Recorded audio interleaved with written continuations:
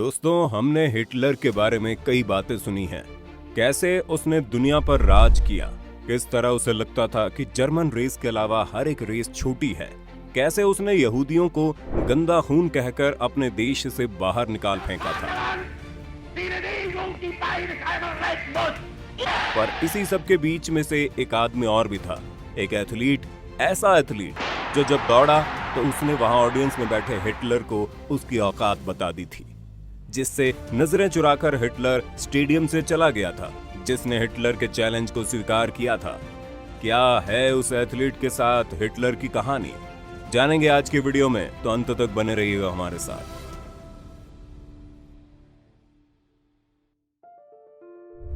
Race अंग्रेजी का एक शब्द है जिसके दो मतलब है, पहला है दौड़ और दूसरा है नस्ल। हिटलर ने पूरी दुनिया में ये प्रोपेगेंडा फैलाया था कि आर्यंस यानी आर्य नस्ल दुनिया में सबसे सर्वश्रेष्ठ है। आर्य रंग में श्वेत होते हैं और माना जाता है ये लोग यूरोप से पूरी दुनिया में फैले थे। ये भी कहा जाता है कि आज की भारतीय जनसंख्या भी आर्यों और यहाँ के मूल निवासियों का एक मिश्रण है, जो इंडो आर्यन थियरी के नाम से मशहूर है। हिटलर का मानना था कि आर्यों को दूसरी नस्लों के साथ मिक्स नहीं होना चाहिए और उन्हें अपनी नस्ल की शुद्धता बरकरार रखने की जरूरत है। हिटलर भारत के बारे में यही कहता था कि क्योंकि ब्रिटेन के लोग भी आर्य हैं, इसीलिए इन्होंने भारत और अफ्रीका के कई देशों को अपनी मुट्ठी में किया हुआ है और वे लोग इस महान आर्य नस्ल से लड़ने में असमर्थ हैं। उस वक्त के कुछ शोधों के मुताबिक जर्मनी के लोग सबसे ज्यादा शुद्ध आर्य नस्लों में से एक थे, यानी वहाँ के ज्यादातर लोगों ने अब तक किसी बाहरी नस्ल के लोगों के साथ बच्चे पैदा नहीं किए थे। हिटलर अपने यहाँ से यहूदियों को भी इसीलिए बाहर निकालना चाहता था क्योंकि वे भी आर्य नहीं थे और कई सदियों पहले मिडिल ईस्ट से आए थे। हिटलर की ये सनक दुनिया को मालूम थी, पर कुछ लोग हिटलर की सोच से इस वक्त प्रभावित भी हो रहे थे और यही हिटलर को एक मौका मिल गया। 1936 के ओलंपिक खेल बर्लिन में आयोजित किए जा रहे थे और हिटलर ने बड़े तामझाम के साथ इस इवेंट का आयोजन किया था। ये पहला ओलंपिक इवेंट था जिसे टीवी पर दिखाया जाना था और 49 देशों में अब तक रेडियो ब्रॉडकास्ट भी पहुंच गया था। हिटलर चाहता था कि इस ओलंपिक के दौरान जर्मनी ज्यादा से ज्यादा मेडल जीते और दुनिया में उसकी ये आर्यन सुप्रीमेसी साबित हो जाए।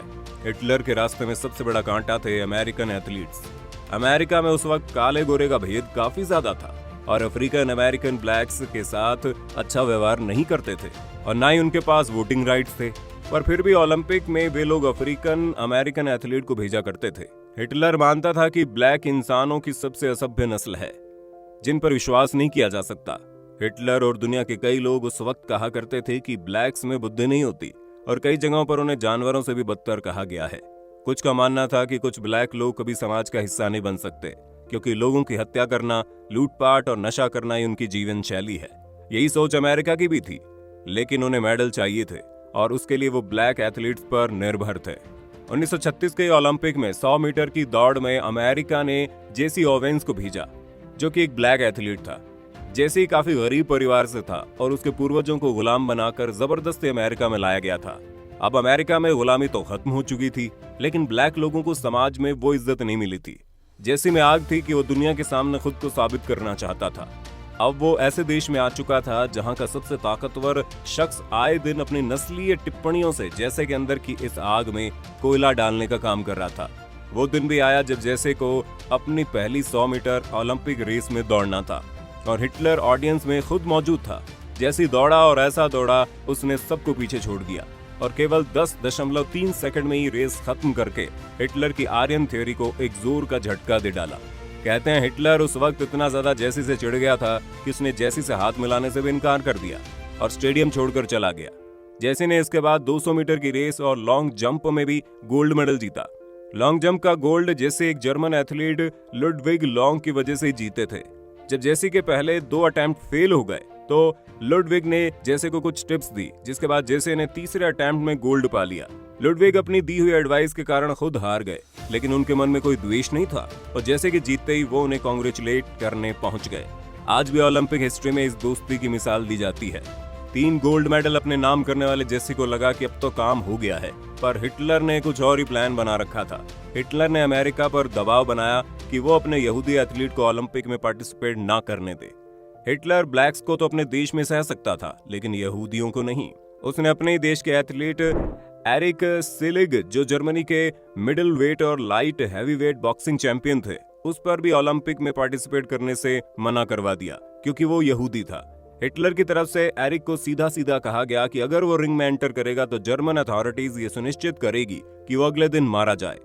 इन्हीं सब के चलते जर्मनी की तरफ से इस ओलंपिक में कोई यहूदी नहीं खेला और अमेरिका की रिले रेस टीम में अब एक खिलाड़ी कम था। जेसी ओवेंस को एक बार फिर बुलाया गया और इस बार इस रिले रेस में जेसी ओवेंस और उनकी टीम ने वर्ल्ड रिकॉर्ड तोड़ दिया, जो हिटलर का सर शर्म से झुकाने के लिए काफी था। इस इवेंट के बाद जेसे ने कभी कोई ओलंपिक नहीं खेला क्योंकि अमेरिकन अथॉरिटीज ने इस नए सुपरस्टार के साथ वही किया जो हर ब्लैक आदमी के साथ सदियों से वहां होता आया है।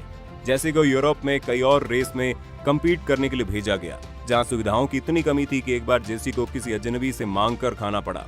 इसके बाद खाना और जरूरी सुविधाएं न मिलने की वजह से उसका वजन गिरता जा रहा था और इस रेस के लिए जेसी को एक पैसा भी नहीं मिल रहा था, जिस वजह से वो सभी रेस हारते रहे और उन्होंने घर लौटने का फैसला किया। अमेरिका वापस लौटने पर फिर से उन्हें रेसिज्म का वही पुराना मंजर देखना पड़ा। उन्हें फिर से बस में पीछे बैठना पड़ता था, अलग रेस्टोरेंट में खाना खाना पड़ता था और साथ ही अपने सम्मान के लिए उन्हें इंतजार करना पड़ा। जैसे जब एक ओलंपिक में 4 गोल्ड मेडल एक साथ लेकर आए, तब हिटलर तो छोड़िए, उस वक्त अमेरिका के राष्ट्रपति फ्रैंकलिन डी रूजवेल्ट ने उन्हें व्हाइट हाउस में बुलाकर उनके हाथ मिलाने से मना कर दिया।